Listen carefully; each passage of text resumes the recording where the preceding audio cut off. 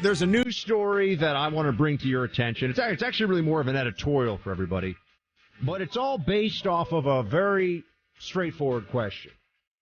And it's one that is so obvious, you may say, why would they even ask this? Why spend our time on it? Because it goes to a central untruth, or the war on truth that the left is waging these days. Question is, what is a woman?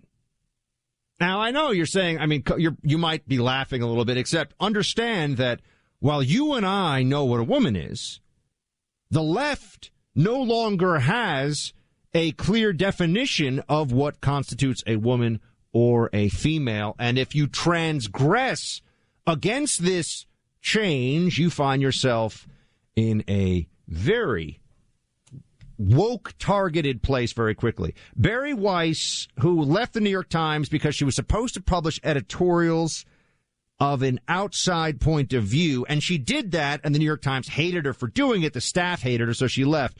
She has a Substack.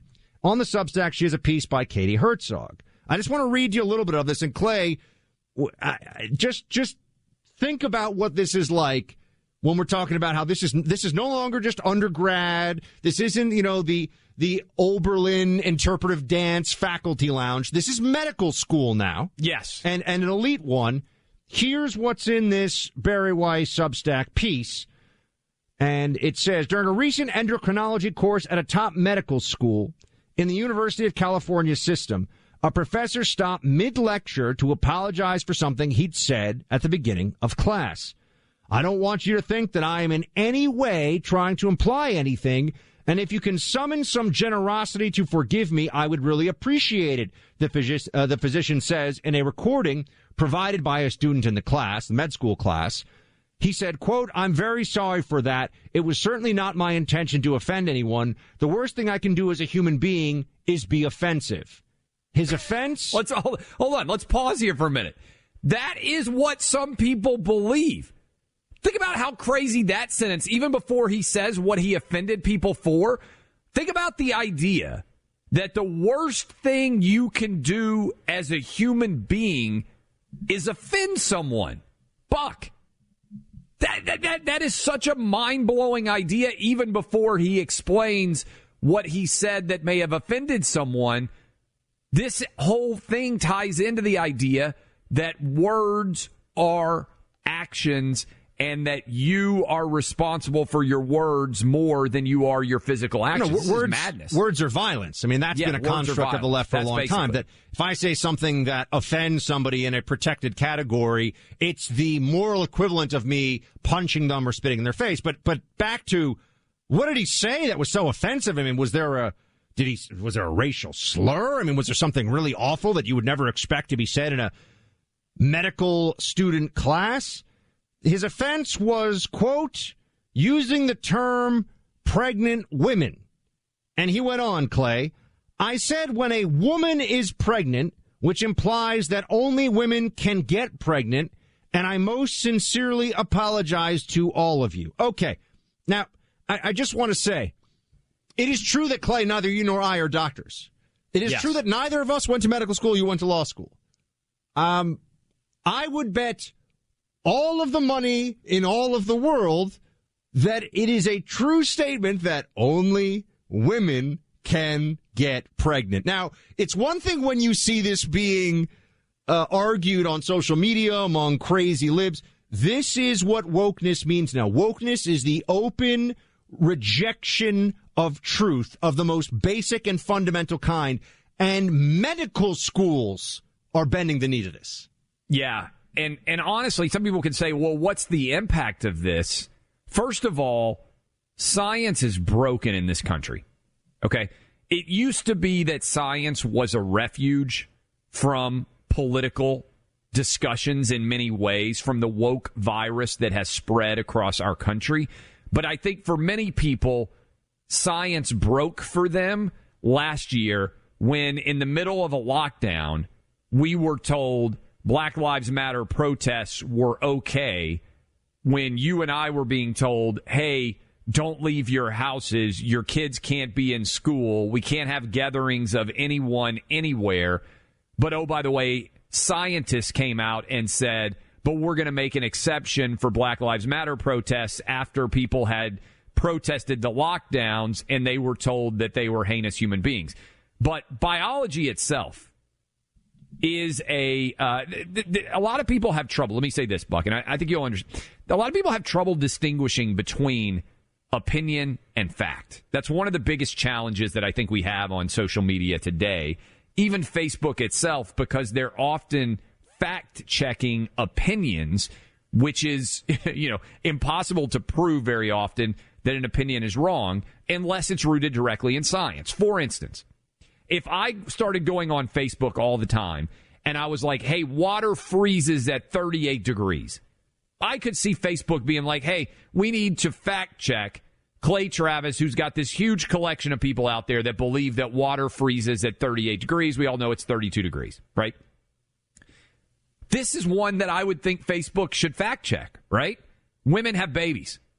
Biology is sexist. Let's be clear about that. Be clear about what I'm saying. Biology is sexist in that men and women are definitively different. And the idea that a top medical school would be teaching its students that someone other than a woman could have a baby is it's madness on an epic scale. And yet this is now the standard in medical schools. And if you're wondering if this kind of thinking results in actually bad medical outcomes, it absolutely does. In this piece, again, this is on the Barry Weiss Substack, which people can subscribe to. In this piece, they talk about someone listed as a man who came into a hospital in 2019. I read this. Yes. Complaining of chest pain. And it turned out that it wasn't a man. It was a biological female who was transgender and was actually going into labor, did not realize, because the patient was obese, did not realize that the patient was actually in labor, and the baby died. So a life was lost here because no one wanted to be offensive by writing female on the medical chart of somebody who is a female with those body parts, with a uterus and a womb. Neither you nor I, Clay, have a uterus or a womb. There are certain basic realities here that they are denying, and I'm sorry, I am troubled by some conservatives out there even who are now, they're starting to get a little, but this is about just acceptance. And no, you treat everybody with dignity. You treat everybody as a human being with kindness, and you treat them the way you would want to be treated. But that doesn't mean that you go along with and celebrate what is objectively untrue. And this especially is where, in med school. Of course, because there are literally lives at stake. And the piece also goes into rapid onset gender dysphoria, which is just a fancy way of saying children who see the attention other children get when they say they're trans, and all of a sudden the chance of them being trans goes up 1,000% or, thousands of a percent because kids are young, they're impressionable. And that was published by a very real researcher who not only had the piece taken down by Brown University, but was also later on cut from a contract from the state of Rhode Island, from a medical contract that was part of her livelihood. This is craziness. And I think the reason this was in my mind, Clay, as we're talking about COVID and everything else, is the party of science believes that a preborn baby is not a baby. The party of science believes that a man can be a woman and a woman can be a man. And they demand incoherence. It's not even clear. This is why I ask, what is a woman? They just start spewing invective and saying you're transphobic because they don't have a good answer. Not only do they not have a good answer for what is a woman, but also, Buck, if you choose your race, you are racist. Think about this. This is where you have to logically follow down the rabbit hole sometimes to point out the flaws of logic. If you want to choose your gender, you are permitted to choose your gender, and some would even say, many on the left, it's heroic and brave and courageous of you if you are a man to decide to become a woman, if you're a woman to decide to become a man. You can choose your gender.